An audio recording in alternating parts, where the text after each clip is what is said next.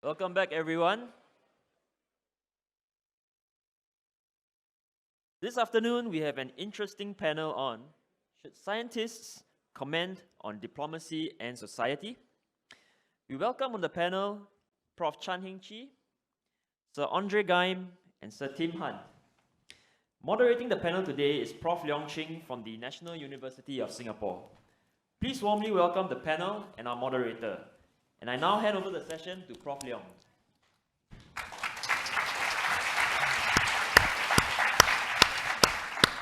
Good afternoon, everybody. It's my true honor to introduce you to members of this panel, Sir Andre Geim. Sir Andre is a Regius Professor and Royal Society Research Professor at the University of Manchester's National Graphene Institute.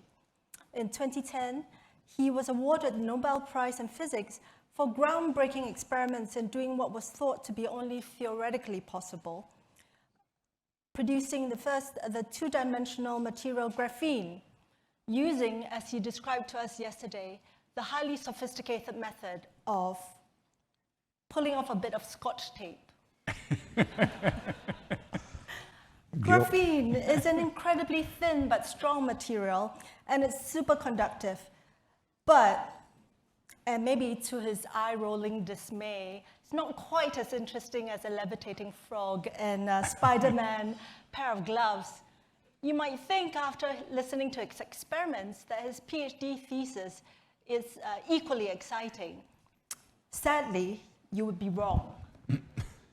The title of his PhD thesis actually is Investigation of Mechanisms of Transport Relaxation in Metals by a Helicon Resonance Method. Alas. He wrote 5 papers during his PhDs, which were cited only twice. And by myself.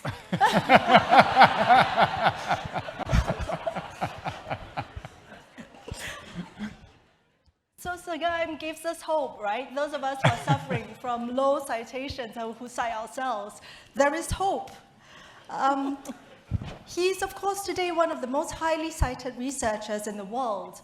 4 of his papers are cited over 10,000 times, and 2 are among the 10 most cited research papers in human history. Ladies and gentlemen, please welcome Sir Andre Geim. Thank you. Thank you. Sir Richard Timothy Hunt was... No, that's not right. I dropped the Richard. and the Othy. I show you my passport. Tim Hunt. Sir Tim Hunt was awarded the Nobel Prize in Physiology or Medicine in 2001 for discoveries in the key regulators of the cell cycle. Professor Hunt's work shows how cell cycles are controlled, allowing organisms to develop and function normally. In his Nobel Prize lecture 20 years ago, he spoke about a 4-month failure early in his career, where his attempts to make rats nephrotic by injecting them with a kidney homogenate was completely unsuccessful, in his words.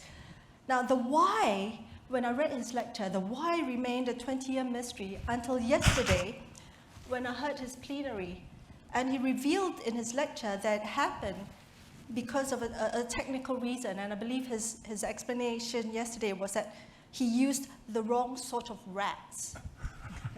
So once again, a Nobel Prize laureate gives us hope that one can recover from mistakes, and out of the ashes of failure can come shining success.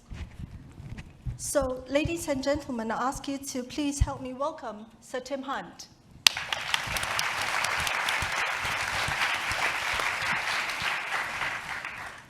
Ambassador Chan. Ambassador Chan Chee is Ambassador at Large with the Singapore Foreign Ministry. She is Professor at the Lee Kuan Yew Center for Innovative Cities in the SUTD, where we are today. And to Singapore's good fortune for the past few decades, she has been an extraordinary diplomat, helping our small country find its footing in a world of large nations. Professor Chan became the Singapore ambassador to the United States in 1996, at a time relations between the two countries were strained, in part by Singapore's caning of an American teenager for vandalizing cars. However, by the time Ambassador Chan left her post in 2012, the two countries had rebuilt their ties, including signing a free trade agreement in 2003, the first that the United States had signed with an Asian Pacific country. Professor Chan is a political scientist who studies the nature of the state and the world order.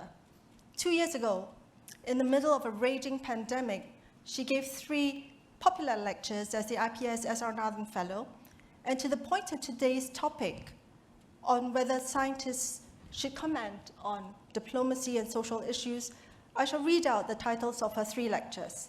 Lecture 1, Disruption, Democracy Falters, Capitalism Flounders, World Order Unravels.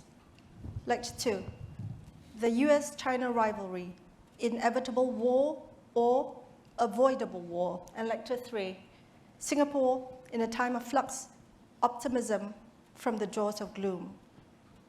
Ladies and gentlemen, please welcome Professor Chan Heng Chee.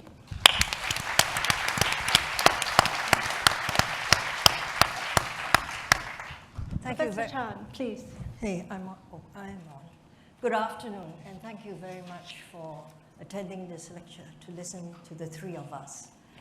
The topic before us today is, should scientists speak on diplomacy, politics, and society?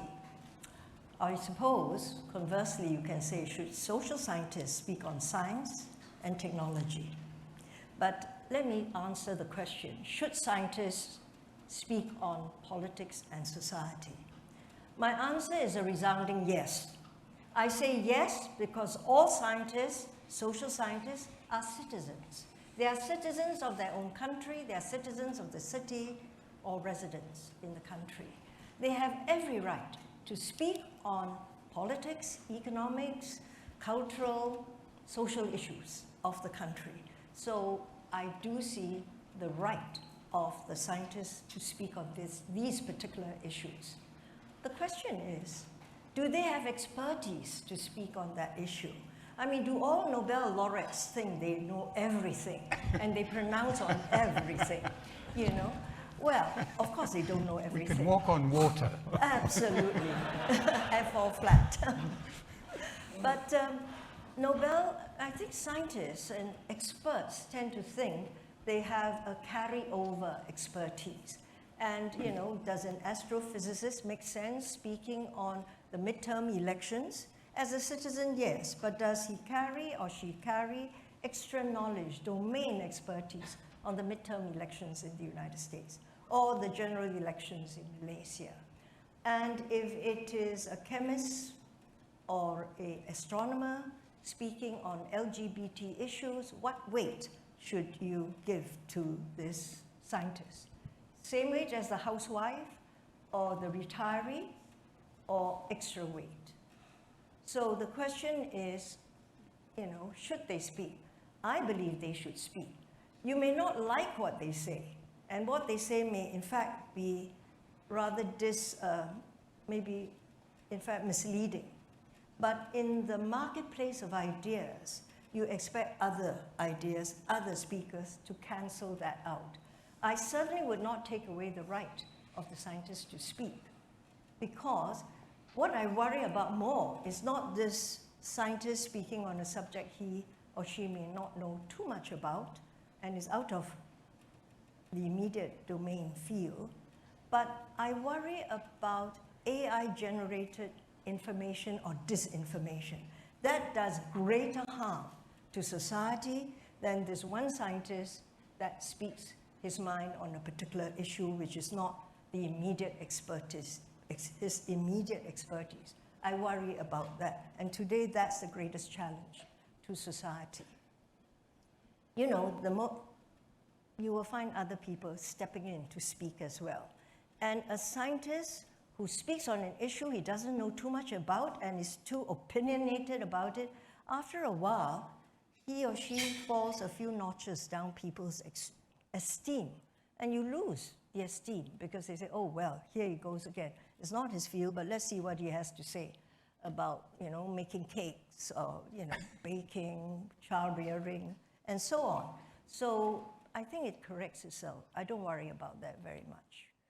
But the other reason why I think it is important to allow scientists to cross fields, whether you're a social scientist commenting on science and technology or scientists commenting on social political issues, is that knowledge today knows no boundaries.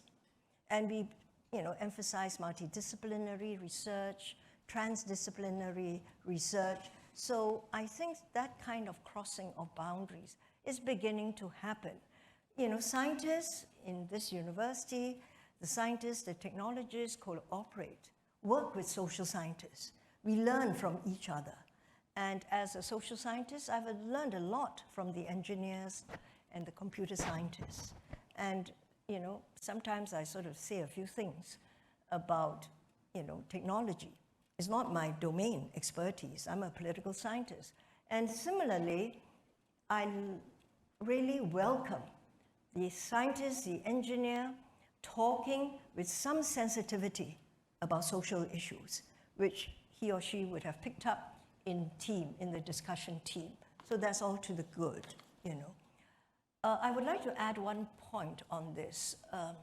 Many of you would know this book, which was produced by Henry Kissinger, Eric Schmidt, and Daniel Huttenlocher, who is the dean of the Schwarzman Computing College in MIT, established recently. Henry Kissinger is 100 years old this year. When he did the book, he was about 98, 99. When it was 99, the book was published. He's a diplomat, he's a strategic thinker, he's a political scientist. And he commented, he's learned everything he could, as much as he could, about AI. And he talked to Eric Schmidt and he talked to Huttenlocher. And the book is fascinating. And it shows me that it's relevant. And Huttenlocher and Schmidt, who are scientists, computer scientists, learned from him. And what was a point that I grasped most? It talks about AI and what it does to society and so on, but what AI does to war. And if you have, in fact, generative AI, machine learning, the machine can make decisions for you in a war, nuclear war, even before the person thinks of pressing a button or taking the decision. And that's extremely alarming. And the whole book has a lot of discussion around that, as well as what it does to society and so on. And watching this kind of interaction, I realize how rich it is to have scientists deal with social science areas, and the social scientists deal with technology and science. So that's my second point. Do I have time to go on one more point? Please do. Short, all right? I think all of you know of Peter Gluckman. He is the president of the International Science Council, and he pushes science diplomacy, which is scientists should enter into diplomacy because today, what are the issues of today, the greatest challenges of our times? Pandemics, climate change, environment, Earth's resources, saving this. I would add social equality, inequality, plastic, oceans, etc. All these issues are now discussed at multilateral forums at the UN. And they need scientists there, and scientists are sent there. And the smart governments appoint scientists to their foreign ministry, to whatever ministry they have, and they participate in science diplomacy. And I think this is taking place. And when you are a scientist going to the UN, you learn a lot about negotiation, about great power politics, geopolitics, and you, in the end, will speak about this. So I can see the crossing of the realms. I better stop there because I've talked too much. But I'll take questions. Well, but you know what you're talking about. So I'll end there. Thank you very much. Thank you. May I invite Sir Geim and then Sir Tim Hunt, and then after that we'll open the floor to questions. So please do line up at the microphones and we'll take as many questions as we can. Sir Geim, please. I'm not sure what I should say. I probably mostly 50% agree with Professor Chan and 50% disagree. My agreement lies in the domain that we, as scientists, we're also part of the society, and people in the society, scientists or not, we have the right to contribute to politics, to like ordinary voters, to what's happening to the society. It's a matter of personal choice if you're politically active or not politically active. You should try if you have predisposition for that. At this point, I certainly agree, but some people just shy. They don't want to participate in politics or in the society. They want to live in their own small world. It's their choice whether they're scientists or not. On the other hand, I think this question about whether scientists should contribute to politics has an additional charge inside. And this charge is that we have our own bubble in which we live.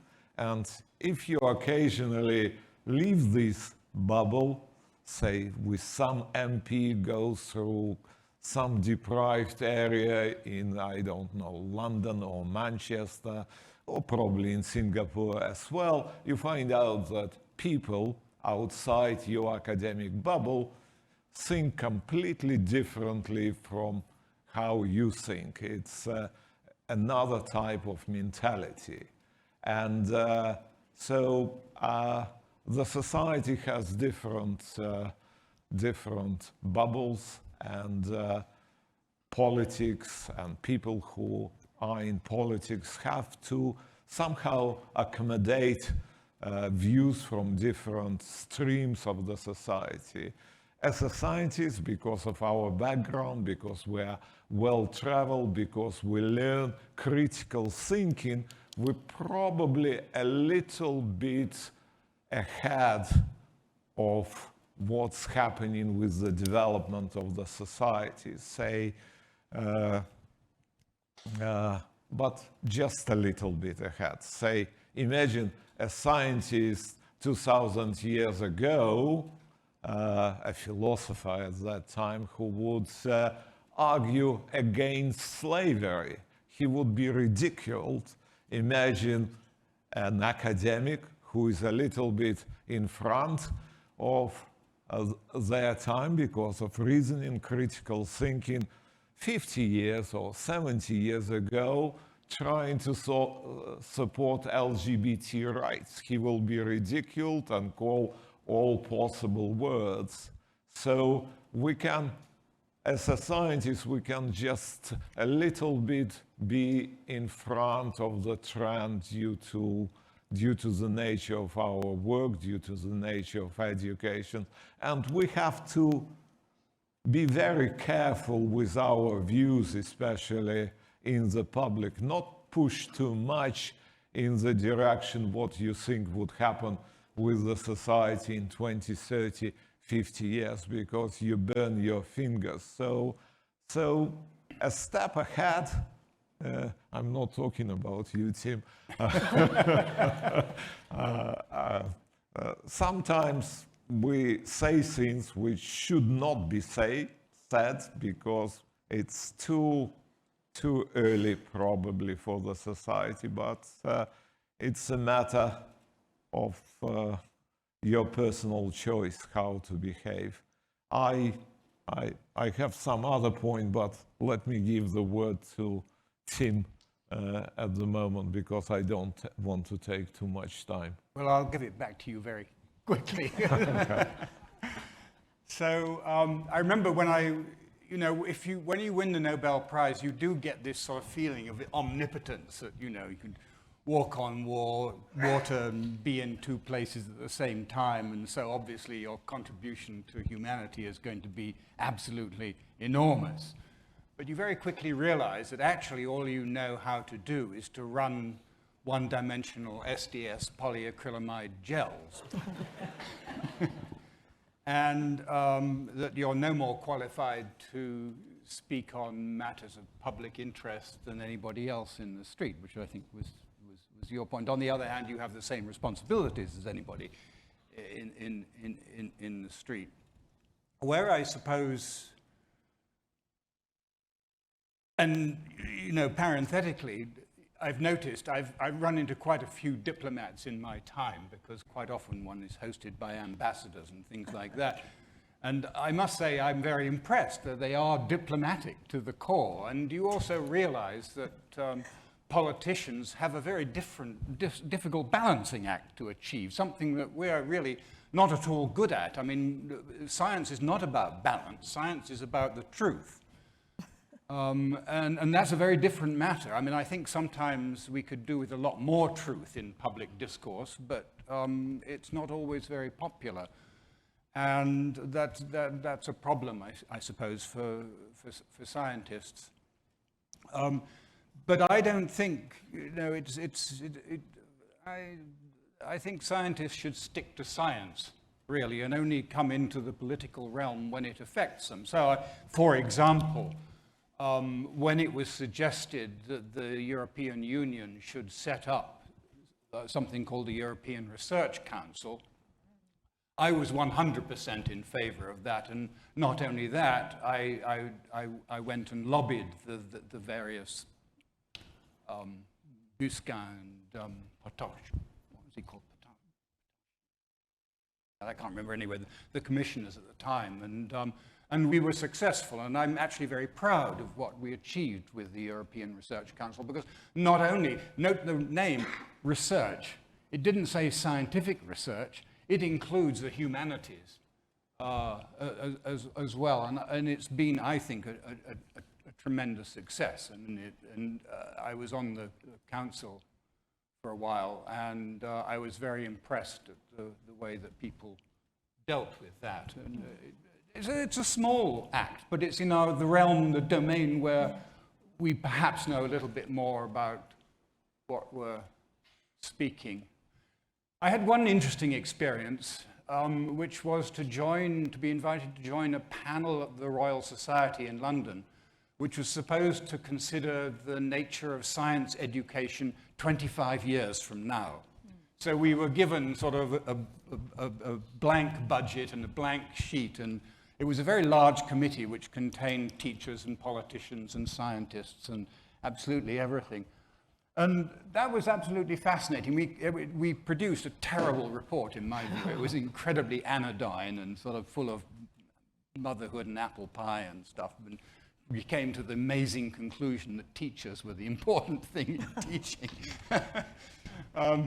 But what I realized there was one thing about social science, which was that there are very few experiments in social science, because experiments in my realm always should have controls. You should always, so you know, in how to teach science. Well, why don't we do an experiment? Teach one class this way and that class that way, and the other class we'll just leave as they are.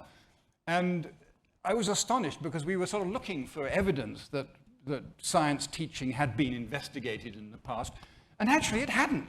Nobody had actually done an experiment, you know. People had done things differently. There were different curricula. I remember even in the UK, some were much more practically based and some were much more book-based. Well, you know, did that make any difference to the outcome? I don't think we know the answer. Isn't that extraordinary?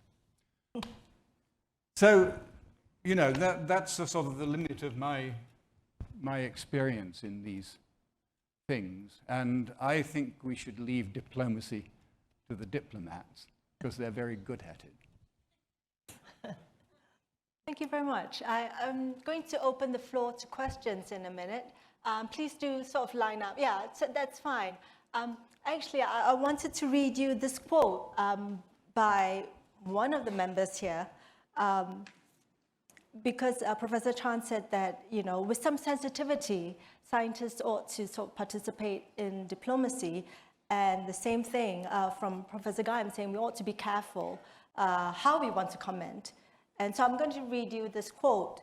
What shocks me as a scientist, and this scientist was speaking about Brexit in 2017, and he said, what shocks me as a scientist is the absence of elementary logic on both sides of the debate, and there's been no pause to take stock, and just a zombie march to the cliff's edge. So I wonder who said this, but Why do you look at me?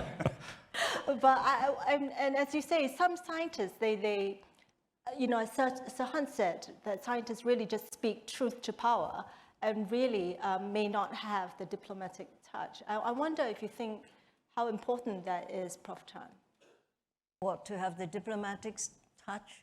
You know, people believe that diplomats are all, you know, charm and being nice and smiling at people. No. You know, diplomats do all kinds of things and you have to have different faces. Most of the time, if you want to persuade someone, you don't have to be a diplomat to know this. You have to sell your ideas, you've got to get the grant, you've got to talk to people.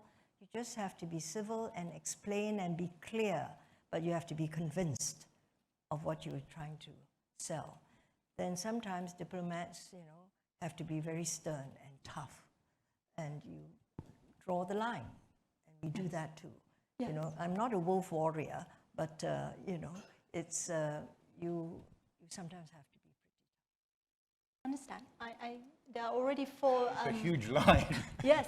Shall we take maybe 2 questions at a time, and then we see how that goes? Please, the first in line in both mics. Please go ahead. Okay. Can you hear me? Yes. Okay, great. Well, thank you very much, you know, Ambassador Chee and Professor Hunt and Professor Geim. Actually, I really liked what you said, Professor Hunt, about, you know, science is about truth. And I think that's always very important. We should safeguard that. And one of the biggest challenge I've seen is politicians, you know, misconstruing the truth, including, of course, you know, one of the biggest challenge we face is the last president of the US, right? A lot of these things are not fact-based, not truth-based. So 2 parts to the question, which is, how do we safeguard, you know, these politicians who actually misconstrue the truth, right? I think that's one aspect of it. And then the other thing, I think that, you know, the Ambassador Chee, you have mentioned about AI. AI, it is concerning because there's also a lot of issues which are, you know, potentially non-factual things. And at the end of the day, as a diplomat, right, it's really to facilitate mutual aspects that you can move our society forward. And so I'm just kind of curious about, given the challenges we may see in these misinformation, as a diplomat, you know, how are we safeguarding some of those aspects as well? Thank you very much. Thank you. If I can have the second question, please. Oh, yes. My name is Natashvili from Tel Aviv University as well. Thank you for the interesting discussion. I guess my question is also addressed more to Professor Chan. Like Professor Chekhanovell said earlier, scientists are seen by the public as relatively more reliable or people you can trust on. And regarding to public health, don't you think that scientists that express opinions that are against the majority will consider as less reliable? The question is whether they are less reliable because... If you take the general public, I'm not sure they will be able to differentiate between the scientific observation and the political views. Like these scientists think not like I do regarding these political issues, so he probably, I probably cannot trust him also in other subjects. I see. Yeah. Yeah. The first question is on facts, whether politicians have a role in sort of not perpetuating falsehood, and the second is on the role of misinformation and artificial intelligence. The third question is, how far can scientists be honest brokers in sort of helping members of the public discern what is the truth and what is falsehood? Would anybody like to take the questions. You want me? Yes, please.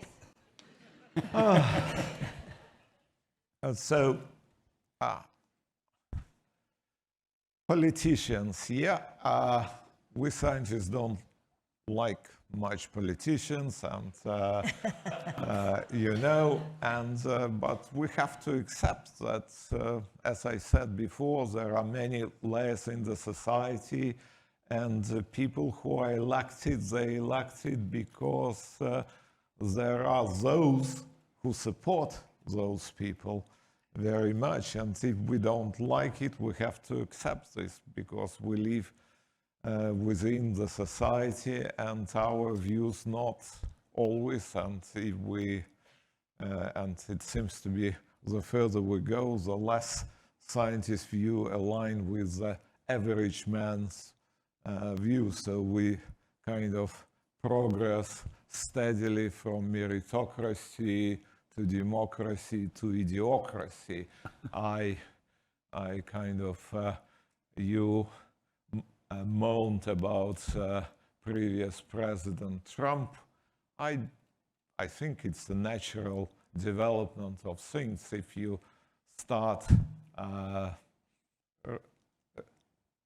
critical reasoning, you'll find out that next president, maybe not by the name, but kind of president in 10, 20 years, should be Kim Kardashian, because she has more followers than anyone else on the internet, on TikTok. That's kind of democracy. We're moving with all those small bubbles in which so people start voting by how many likes they have, and Kim Kardashian plus in the future will be our next president, and because she looks more appealing to average person than anyone else. So, Maybe she's less of a liar than Trump. I wouldn't count on that. I have no idea. we in Britain shouldn't complain No, about absolutely not. Boris Johnson. Yeah, no, I mean, Boris Johnson is is entertainment. notorious, Yeah, take the part which you should, instead of moaning Trump, you should take it as a circus. And Boris Johnson certainly provided us with a lot of clownade over the years, and unfortunately will probably provide even longer. So take it on your chin. This is where we go. Yeah.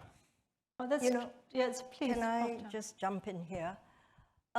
It's bothersome that truth is now being degraded in many societies. And I think eventually it might be degrade even throughout the world. I hope not. And this could be the medium that's available, all the different technological mediums that conveying facts, information, disinformation, etc. It bothers me because I'm a political scientist and it affects governance. If we think it is all right for political leaders to lie, and we just saw the spectacle of George Santos, how many here are from the United States? And he could lie, he could, he lied about his religion, he lied about his university background, everything.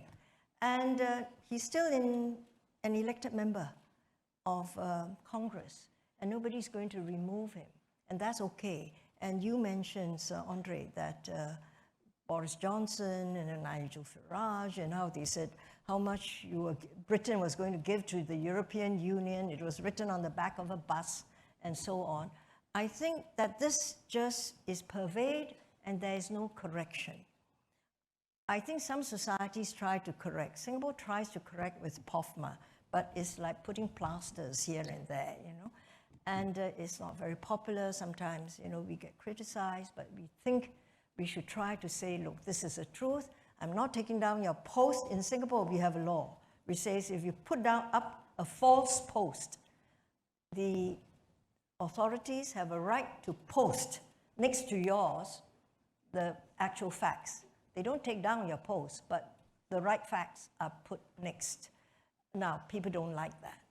But, you know, it is not censorship, but is a correction, editor's correction, you can say.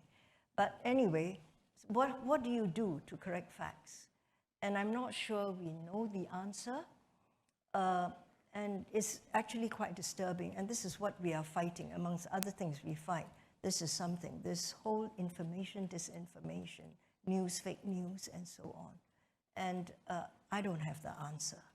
Coming to the question on, you know, whether scientists, how do we know scientists are reliable? How do the people know scientists are reliable? Because they really don't know, you know. I don't think they know that scientists are reliable. I hope other scientists will point out this is a quack and he's talking nonsense, and you contest that view.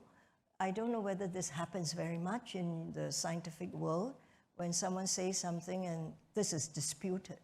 Well, the anti-vaxxers are a good example of that, actually. I mean, that was started by an absolute scientific fraud, and then for some reason supported by, I don't know quite who. And it took a very, very, very long time To knock it out. to combat it. And there are still lots of people who believe that vaccines, A, don't work, and B, are out and out dangerous, and C, are, you know, trying to implant little chips in your brain and all that kind of nonsense. And then that goes to the heart of the second question, right? The person who asked the second is how far can we trust scientists when, like, we often think the scientists are sort of special group and self-regulating in weeding out falsehoods.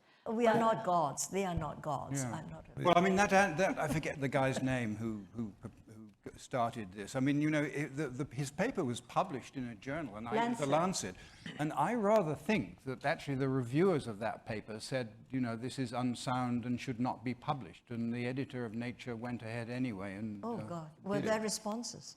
Yeah, The Lancet. You told science about the truth, but I'm afraid that many areas of science have so many different truths, especially as concerns of medical sciences. So for some, vaccine is good, for other, minority vaccine is bad. But I'll give you an example, very recent example, when scientists can't agree what the truth is about masks during the pandemic.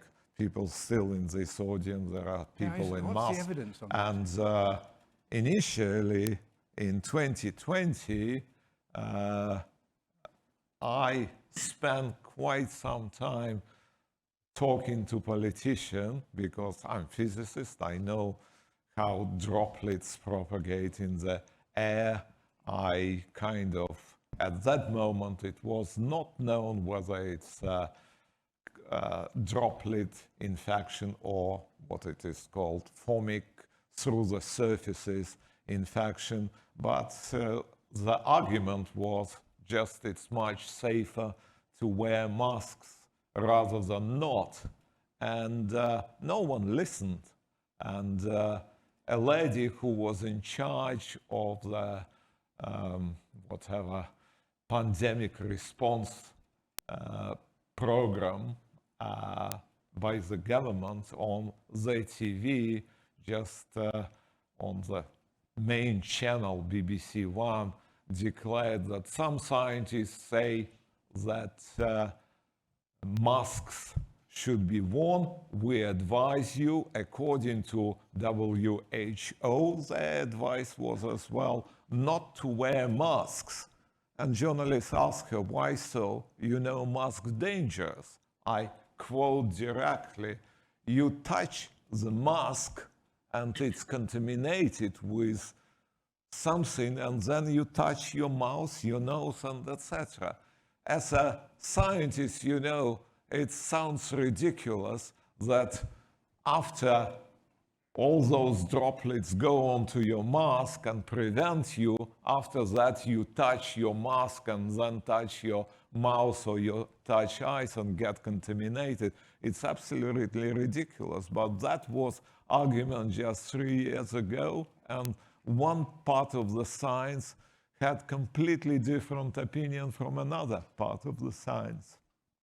So there are many truths, and we are also guilty as scientists in misinformation, which is sometimes not deliberate, but because of our own ignorance. That's kind of so difficult, right? When there is not even consensus among the scientists. And that's why Sir Tim Hunt's quote is really important, right? I'm just going to end with this. When he said that it's so important that the public should really trust us meaning scientists, as far as we are trustworthy. Otherwise, everything will break down. And he said this right after when he was interviewed in 2001 after he got his Nobel Prize. If I can ask... So I have a very simple question Yes, about science diplomacy. I'm Mr. Qasim from Pakistan. I want to know that what is the best way for young scientists to come into science diplomacy, and what is the role they can play there? Because this field is in infancy in my country, and I want my friends and my juniors to come into science diplomacy because I think it's very important for us to realize it now. I think there's an opportunity there to set up a school of diplomacy. Maybe you should give it a go and give it some thought. It's not anything that I've really spent much time worrying about. Thank you. Thank you. Shall we take this question and so before we go on to the other two? Would you like to? You want to take this? Oh, gosh, from Pakistan. I think when people talk of, the scientists talk of science diplomacy, as much as I can gather, is really directed at governments and going to multilateral institutions or bilateral exchanges. So you should persuade your government that, they should be more active in science and going to the UN, start with the UN. Pakistan is there, and try to carry on, learn from each other, do exchanges. That's science diplomacy. And maybe OIC, do you have a scientific community there? Get some things going? But could you be trained? I mean, should you, do diplomats receive any kind of formal training? No, I was just dumped into the thing. Yes. Throw them in the deep end. Yeah, I mean, when I first started, I went to the UN and I sort of talked a lot, and then I suddenly stopped and I said, oh my God, I'm giving away the state secrets. Then I clammed up. But as a diplomat, if you shut up and don't say a thing, nobody talks to you. They believe in information exchange. So you have to find the balance. But I really learned on the job. And if you're lucky, someone older, it takes you under the wing and mentors. You said, don't do it that way, however you thought. Yeah, okay. Yeah. In Britain, there is a not so bad system. They try to pair PhD students who are interested in politics, but from natural scientists, try to pair them with members of the parliament. And they spent about, I think, 3 to 6 months just giving feedback to politicians what science is and learn something. It can be a step in the right direction, but be aware that being a politician or diplomat, it's not an easy task for someone who is trained as a scientist. We trained in a different discipline. People who go politics, they study, say, for example, in Oxford, politics and economics, the popular subject for future politicians, and they are trained not in Schrödinger equation or DNA or something like that. They train how to put your arguments most eloquently. And if you are like myself, not so eloquent, and try to argue, even using scientific facts against someone who is with this political training, they eat you for breakfast. I had once an example with on TV with Michael Partila, remember, who Oh, yeah. Even his voice is so deep and Convincing, so yeah. convincing. You don't, whatever he speaks, it's like hypnotizing. Yeah. Even he doesn't know a clue about Brexit and science. Okay, I lost it completely just to the sound of his voice. So be aware about that, and this kind of training they get for years, and it's very hard to argue with these people who are professional politicians, as they should be. Thank you. Maybe I'll take these two questions and then these two right after. Shall we do that? Please. So thank you for elucidating your thoughts on these topics. My background is in computer science, and of course I'm going to bring up the AI issue again. I'm just going to use OpenAI's ChatGPT as an example here. So I think these generative AI have indeed the potential to be very pervasive in also forming public opinions. As I see it right now, there's a lot of censorship going on with these systems because they are trained on probably the most polluted data that we have, and that is the internet. Do you think that the censorship that will inevitably be happening should be taken up by policymakers, or is this in the hands of the developers of these systems?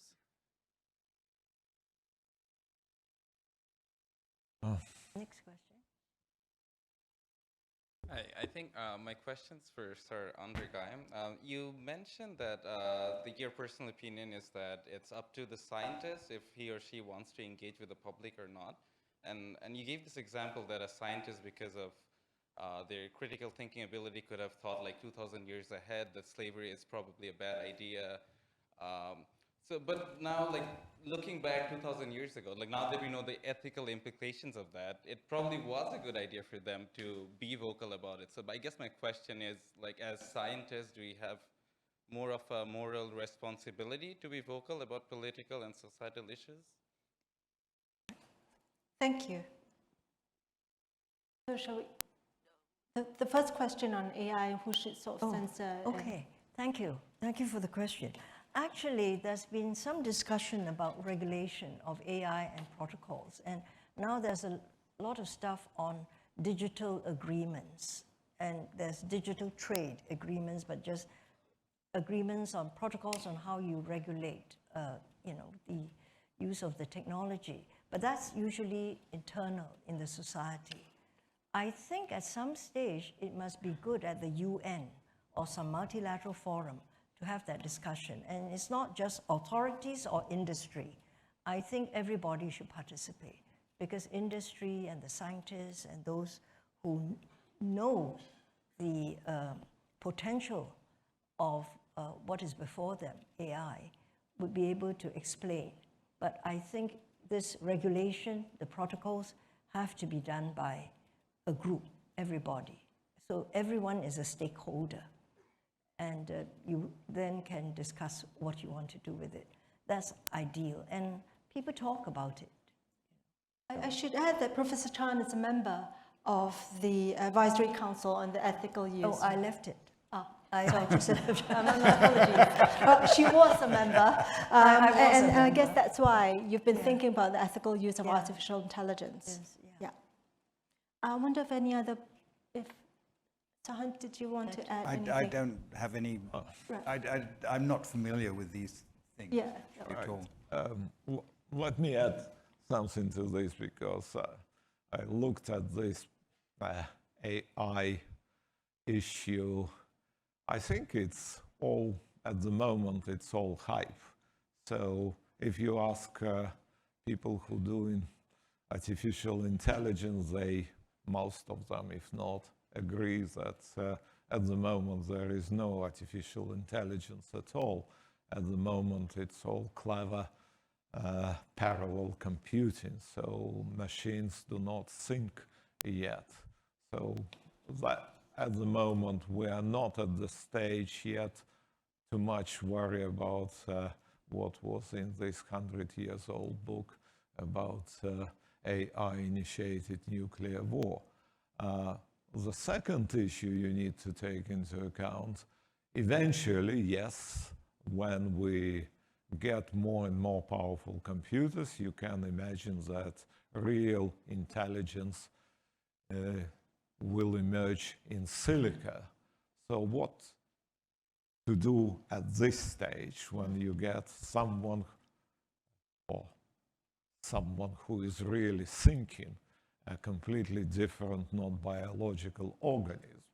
There are two considerations in this one. First, we somehow naively think, thanks to all those Hollywood movies, think that artificial intelligence would be just robots walking on the streets, and there would be many, many of those around. That's a complete nonsense, because whatever seems to be feasible in the future, at least with silicon and semiconductor technology, is one big smart machine, maybe several smart machines, which would be intelligent. But for a simple consideration, energy considerations, for us humans to be intelligent, to be able to think, we consume, what, couple of bananas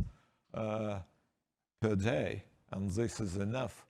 In order to approach intelligence in silica, it would require hundreds of tons of bananas. Okay, that's kind of equivalent. We can't support really, in terms of energy, many thinking in silico organisms.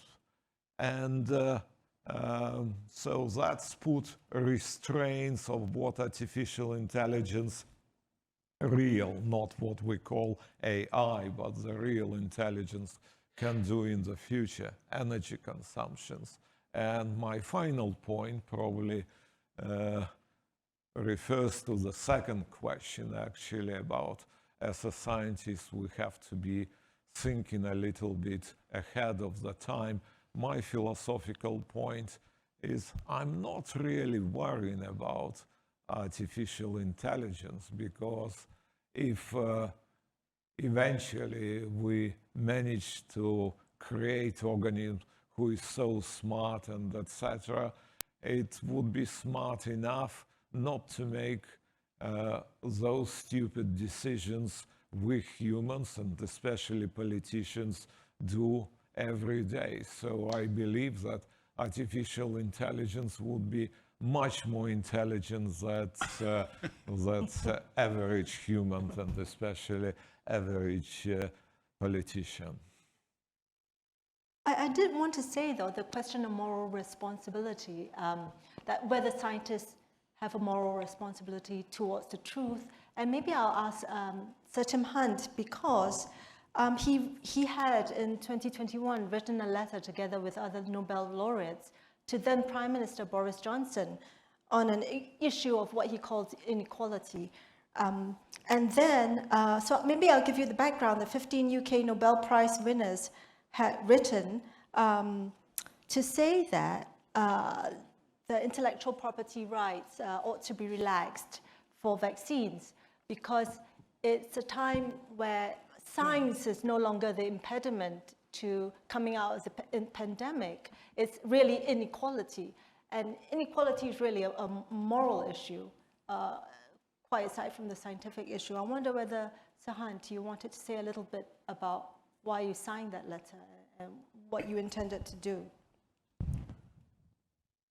I really can't remember much about the circumstances of that and what the real issue was. Yeah. So you said suspending intellectual property rules would enable. I mean, I guess the question was whether this would help push the vaccine out into places where they otherwise wouldn't otherwise be able to afford it. You know, and into the third world and things like that. That's right. I mean, that's the issue. I mean, that seems terribly obvious to me.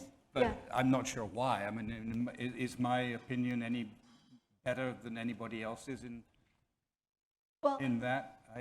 I don't know. Yeah, that was kind of Professor Chan's earlier point. Like, ought we give you additional weight? I think. I mean, that is a part of our responsibility. I mean, I'm quite often asked to sign letters. I think Rich Roberts, for example, is a great circulator of these things, and quite often I find I'm sympathetic to it. You know, I mean, there was one recently about the fate of somebody in Iran or something like that. You know, and if you feel that this cause is just and that your signature adds a microgram of weight to it, then I'm rather inclined to give it. And I don't always sign them because I don't always think that the things are right and just. But I don't always take I mean, you know, what if you were really engaged and responsible, I suppose you would look into the matter and try and make a measured judgment about it. What you actually do, I think, is to see who else is signing and say, people know what they're talking about, I trust them, I'll add my little weight. And you do have a certain amount of weight, I suppose. I mean, I have seen that once or twice. So that gives you a certain responsibility. I mean, I think you'll be a little bit careful that you don't throw your weight around, especially in places where you have no idea, really, the rights and the wrongs of it. And when it comes to intellectual property, I mean, this is for lawyers to settle, not scientists. So you have to be a little bit careful, I think. Well, I'm glad to hear, Sir Tim, that you did sign such a letter with a group of, I presume, scientists, because this was a North-South issue, you know, because poorer countries wanted access to vaccines and they couldn't afford it, they couldn't get it, and could they sort of produce it? And in the United States and Europe, there were reasons given why this could not be shared. And I think the scientific community, I presume those of you who signed, you were Nobel Prize winners, and the question of IP is there for you, but the scientific progress and is for the good, is for common good, you know. So I think it was. It's also, of course, for self-interest. I mean, if you have a global pandemic, you want to stop it everywhere in the world. No, I think there was more than that, because it is a serious global emergency. So, you know, you weren't wasting time, and I'm glad a group. Yeah, I just felt that that's right? I mean, yes, it's absolutely right. Yeah, but this was an issue in the developing world, you know, and we heard the comments, the requests, the cries for help. So maybe we'll take all three, starting from the top. Hi, good afternoon. I'm Elizabeth from Singapore. My question is that from the start of this pandemic, the world only knew about it because there was a lone public servant in a public hospital who was brave enough to actually raise the alarm. And his peers and his contemporaries didn't come quick to defend or to protect and support him. So I want to know how much, if a scientist or clinician scientist receive public grants, how much of their responsibility is towards the public and how much of it is to not whistleblow when the situation calls for it. And thinking of Frances Hogan, who was also from Facebook, who was brave enough to speak up about the research that was done within a private company. So I just want to know what is the responsibility of private and public grants to ethical decisions. Thank you.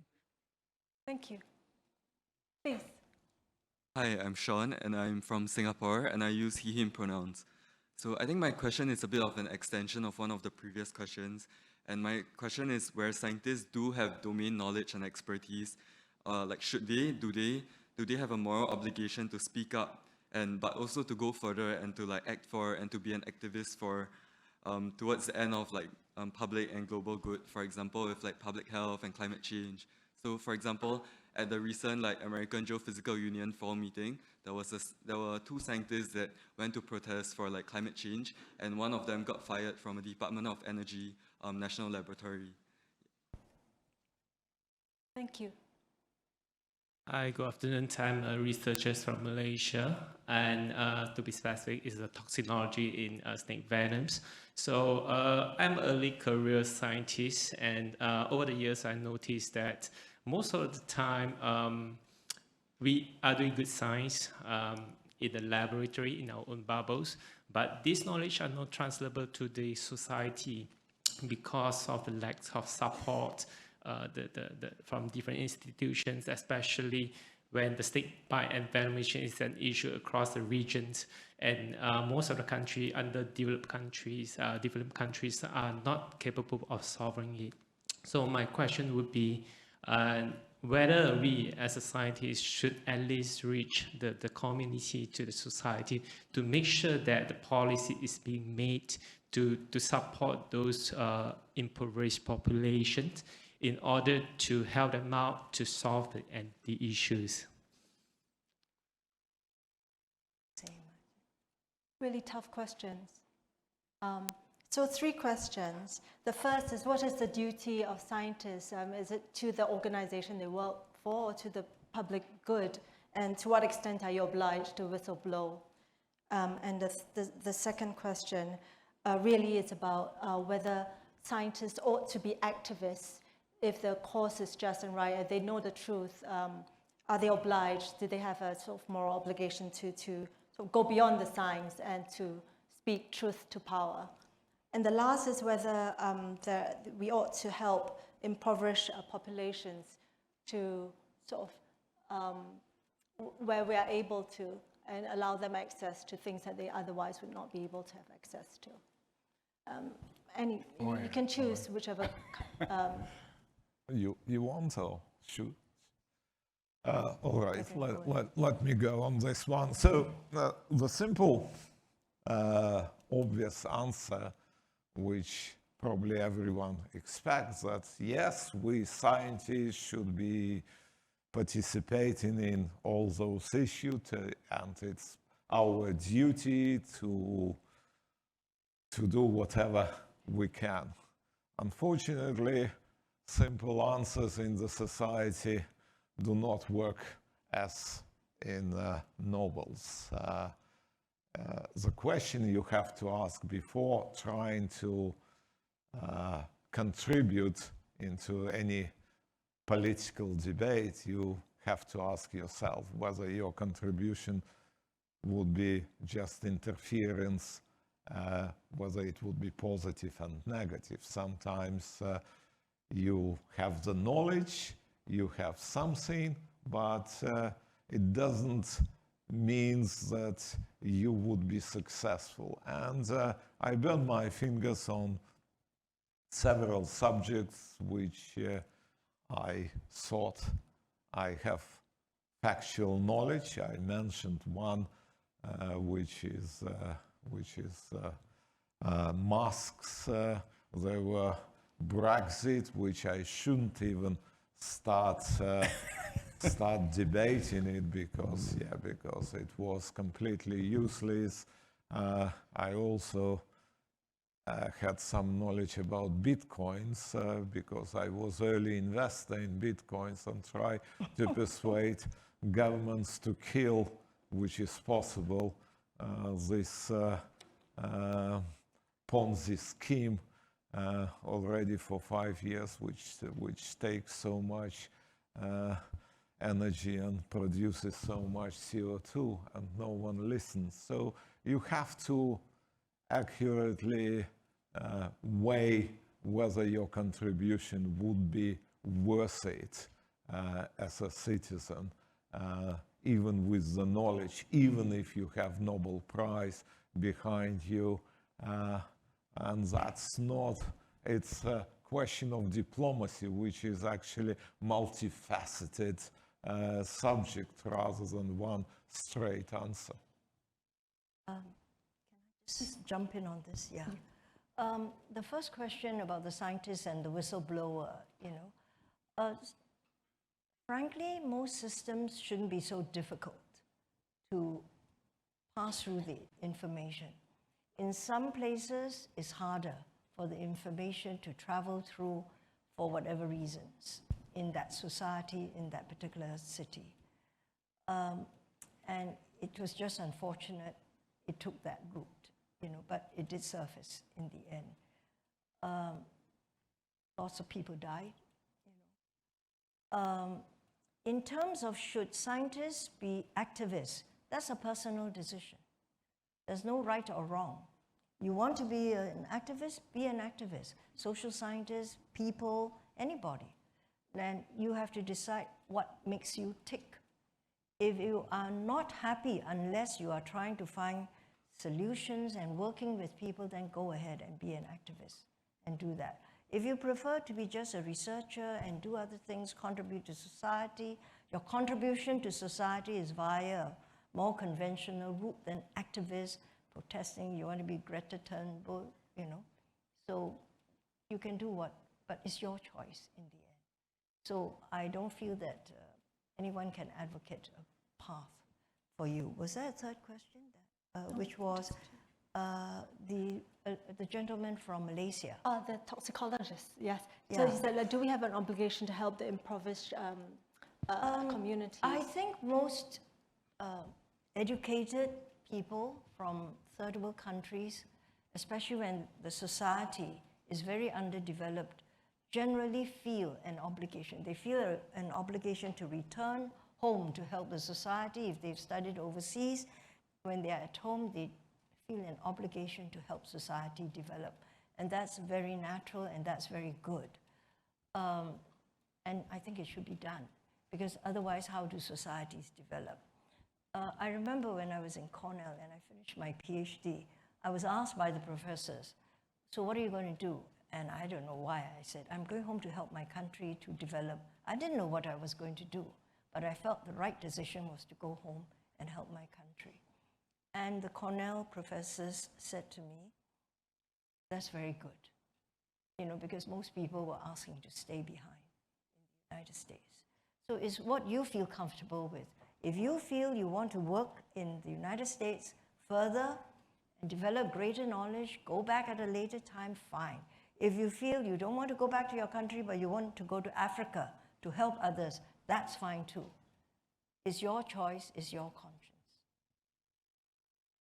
My apologies. I think, are you there because you wanted to clarify your question? Or no, you're okay, right? So that's But I think, could I just Yes, please. chip Sorry. in here? Yeah. I mean, you know, after all, when you're a scientist, and your ability to influence people is actually limited. I mean, you have no particular expertise or authority. I mean, I remember when I really discovered fully the awful truth about smoking. Well, not the awful truth about smoking is that the tobacco companies obfuscated the truth for about 50 years, actually, roughly 50 years. They denied that there was any, you know, and I knew that. That was a scientifically exceedingly well-established fact. But what can you do? I mean, you know, so any time I was asked about it, I would say my opinion. But you don't go out and sort of put banners on the rooftops. Or, I mean, what, you know, how do you become an influencer? And if you sort of start doing that, then maybe you've stopped being a scientist and you become a politician or something. But I do think, though, I mean, if I may, Sir Hunt, the marketplace of ideas, right? In the marketplace of ideas, the signal that comes out strongest is from good information. And the good information is a little bit on trust and on your reputation. Yeah. So I think that's really important. It's not for nothing that when you make a pronouncement, especially on scientific matters, it does sound out. It does, but my point really is that, I mean, that in that particular case, it was remarkable how the powers of darkness dominated over a huge scientific voice, you know, and so I'm afraid that, you know, simple conviction carries a tremendous weight, and Andre was really making that point too, about Michael Portillo and his voice. Yeah. Yes, sometimes the conviction itself, right? Because people trust that. I mean, you can sort of see that the person really feels, you know, he's absolutely sincere and he absolutely believes this, and that counts for an awful lot. And, you know, logical arguments often fall by the wayside under that onslaught. But that's the thing, Professor Chan, as you said, right? The best like all conviction and the worst are full of passionate intensity. And this is it, the passionate intensity sort of whole state. So yeah, please, yeah, if you wanted to. And then these two. Oh, so my apologies, you were here earlier. Were you waiting? Yeah, I guess so. Yeah, please. Yeah, I'm Pisayut from Thailand. From the COVID-19 situations, that some country was locked down and then to manage the COVID, but then the economics will start too. As a scientist or as an ambassador, how do you think about the relations between science and economics? Thank you. The relations between science and economics? Yeah. Yeah. Well, should we? Yeah, Can we maybe have we'll take a another bunch. question? Yeah. There's a Okay. lady behind. I think, yeah, so it's 1, 2, 3. Shall we do that? Yeah. Why don't take all 4 questions? Okay, we should take, Yeah. okay, everybody just go. Yeah. 1, 2, 3, In 4. turn. Shall we just do that? Yeah, go. Me, right? Okay, Yeah. thank you. So my question is about communication. Like as scientists, when we discuss about issues, it's like we have different aspects to discuss. We want to be objective and comprehensive.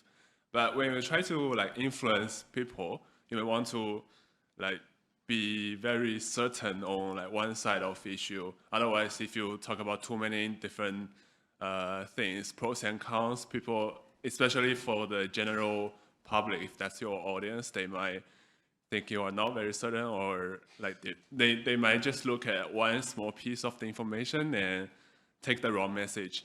And also there's like media and especially social media where they might like misinterpret what you said.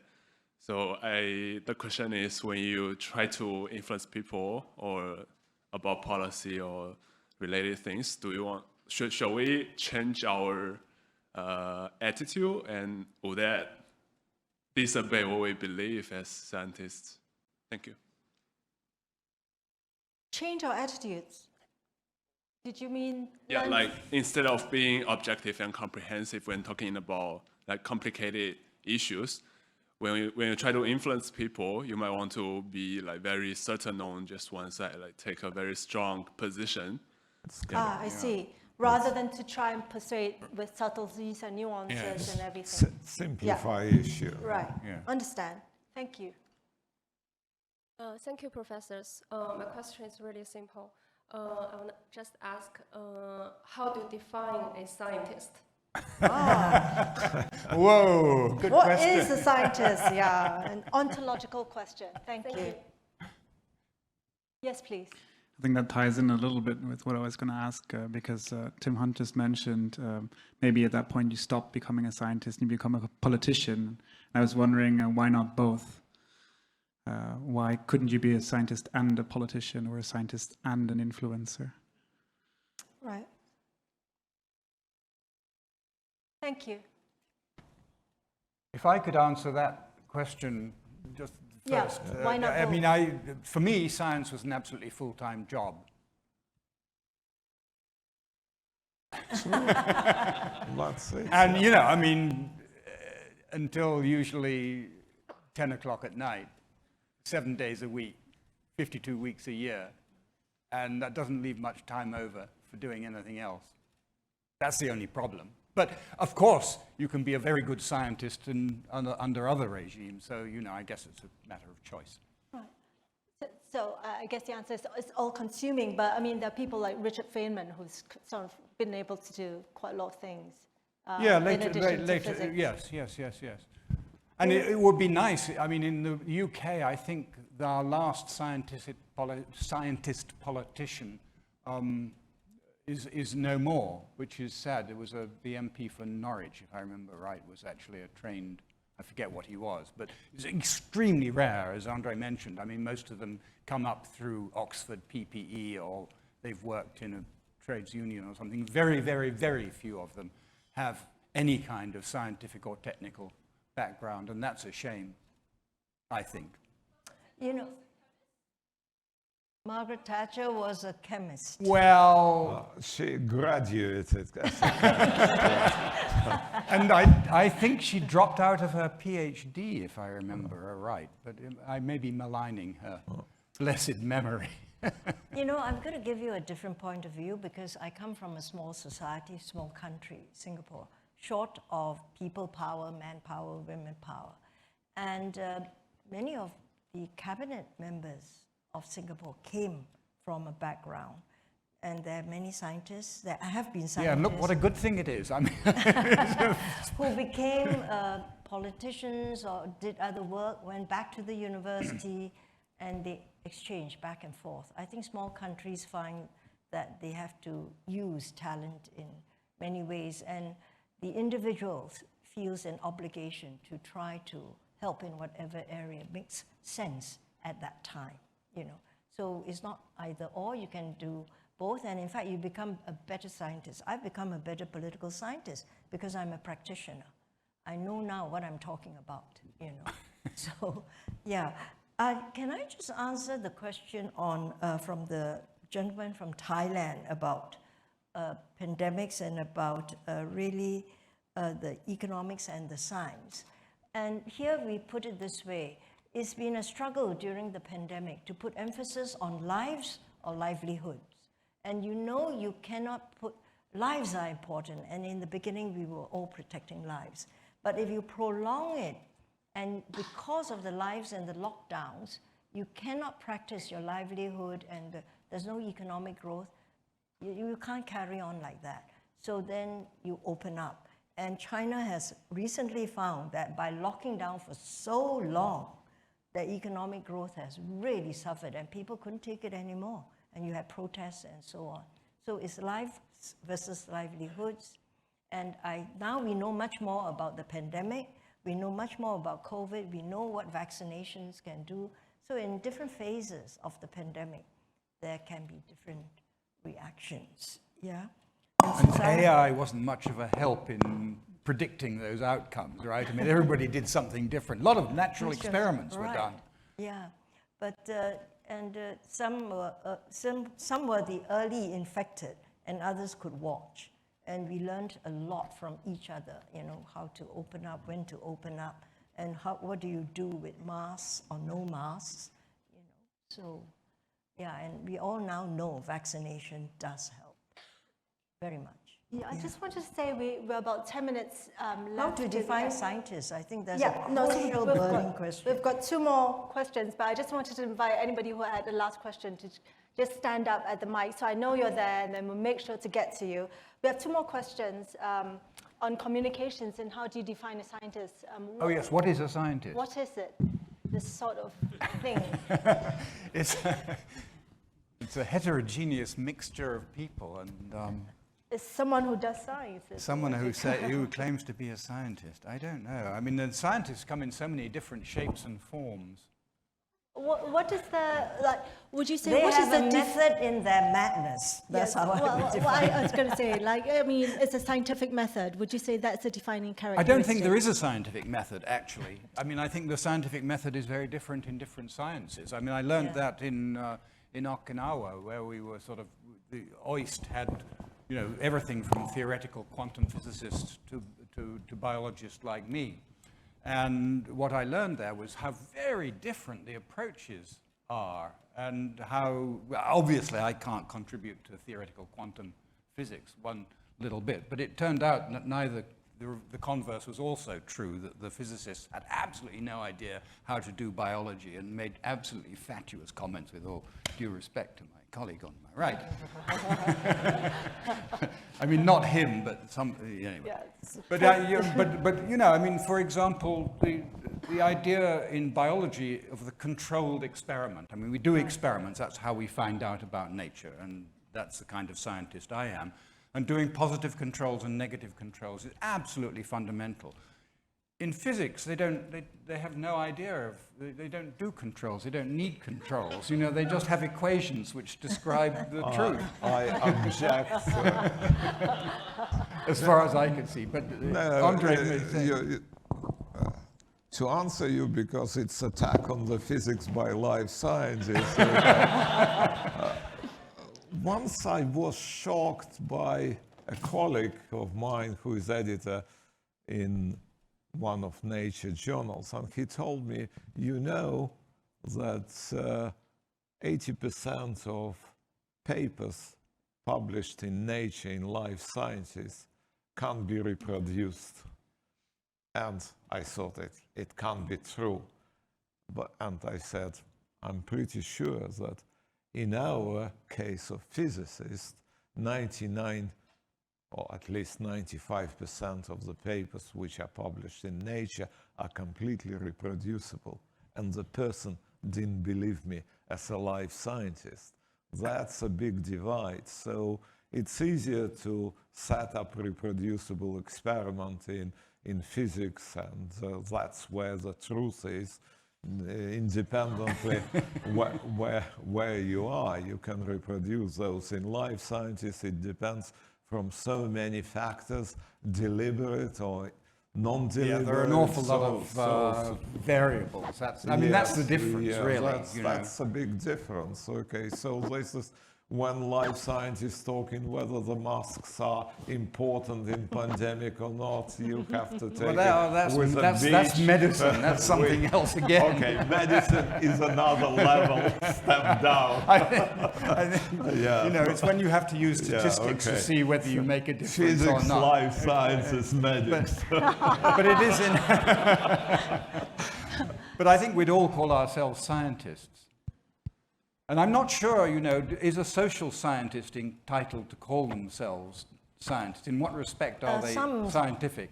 Yeah, some social scientists want to call themselves scientists, and they start doing their experiments. Yeah, well, will more people buy the can if it has a red label or a green label? Yeah, that and sort they of try thing. it out, and so on. They do an experiment. I'm not that kind of scientist. I'm social scientist. I analyze by way of history, anthropology, ethnography. And I think I provide insight. That doesn't mean anything to you, of course. So, I'm not sure if this mic is working. Is it? It is. It is. Yeah. So, as Wittgenstein would say, right? How do you define a thing? Yeah. Is if you see family resemblances to each other. Like you may not be exactly the same, but you recognize the type. And I think in the conversation today, even though we're sort of different disciplines, you do recognize the type. And that's how you, and the clearest way perhaps is how we differentiate truth from falsehoods. And I think we have common method for at least doing that. I wonder if you have views on communications, whether you think that as a scientist, you ought to stick to your scientific guns and sort of lay out the truth in all its grayness, or you ought to simplify it for the sake of communication. If you simplify it such that you obfuscate and you change the nature of what you want to describe and explain, then don't do it. It's wrong. I think it's wrong. You should try to explain in the truth, as truthfully as you can, but you have to find the words to communicate. Thank you.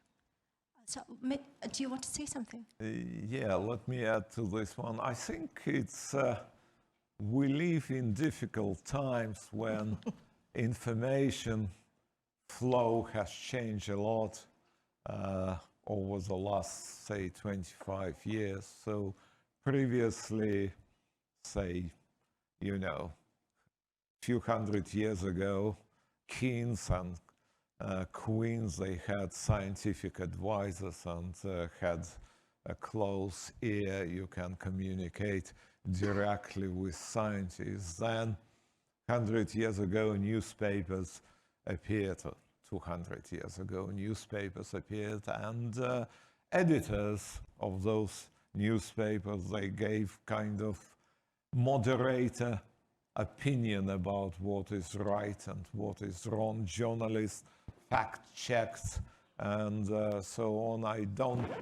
There are probably only a couple of journals today with fact-checking. I know The Economist, I know The New Yorker, but most newspapers, they never check the facts. There are young guys who have strong opinions and very quick pen, because this business-like nature of publishing has completely changed over 20 years. You wouldn't find anyone beyond age 45 being a regular regular staff journalist these days. Information now goes through those narrow channels in Facebook, Twitter, and so on. And I would like to agree to my colleague to the right, but I think it looks like that we have to simplify our messages in order to be modern, to follow the kind of information streams we are now, because one of the most successful, simply stupid ideas, get Brexit done. What does it mean? Okay, it's shorter than Twitter allows, and it was very successful. So I think we need to follow the times and try to simplify the messages for certain segment of society and make it more complicated for those who are ready to listen in another segment of the society. Thank you. So very quickly, we'll take both questions, please. Hi, I see that it came up a bit often in a discussion that like a scientist wants to be a scientist. I guess if we learned something in this conference is that we also should do what we are passionate about. But I think to keep science sustainable is not kind of inevitable that as a scientist we need sort of also to voice and politics, because that's where often decisions are made, that where the grant money is going to. So is it just not that it's the only sustainable way that as scientists to actually become a little bit of politicians? Thank you. And the second question, please. Hi, Professor. I want to ask about your opinion on the cheating and faking the data. Because maybe some scientists find the experiment so hard and they want to fake the data to make the experiment much easier. So I want to know your opinion on this. Thank you. Thank you. So two questions. One is the inevitable politician that you have to in order to get the resources and grants. And the second is, what is your view on people faking data? Well, people shouldn't fake data. That's clear to me. Enough said. It's sort of the red line, really. Like there is. Absolutely, right? Absolutely. It's I liked once there was a wonderful retraction I read in Nature, which turned out to be a paper that was withdrawn because it was completely wrong, and it had lots of authors, and the author who'd faked the data said, "Well, there was no point in doing the experiment because I knew what the answer was going to be." Gosh. But he was wrong, and moreover, his fellow authors hadn't spotted him or hadn't challenged him. I mean, that's disgraceful. Right. No, and perhaps that's the best definition of what a scientist is, because by looking at what a scientist is not, right? Yeah. Yeah, of course scientists shouldn't fake data, but we have to accept that we're living in the society of scientists. According to the Royal Society, I read there are about 6 million scientists around the world, so it's a small country like Denmark, and there would be good people, there would be bad people, there would be honest and dishonest people, and there are so many greedy people and generous people and so on. So it's inevitable side of any society that there would be faked. So I take it for granted that there will be many irreproducible papers, that there will be dishonest people. You can fight directly. There are some people spend their careers trying to argue that this fake and etc. I know quite a few papers in the most glossy journals which are completely wrong, can be true, but what's the point? Science, fortunately, self-correcting. What I have found out that, okay, most efficient way is not to fight, but forget about the paper. And then it would be forgotten. People know that this paper is wrong, and 10 years from now, no one would remember about this paper. That's probably most efficient way, at least for me, to fight the fakes. Prof Chan, would you like to say anything? No, everything has said, and people are waiting to go home. Oh, okay. Ladies and gentlemen, may I ask you to please thank the panelists with me. Thank you.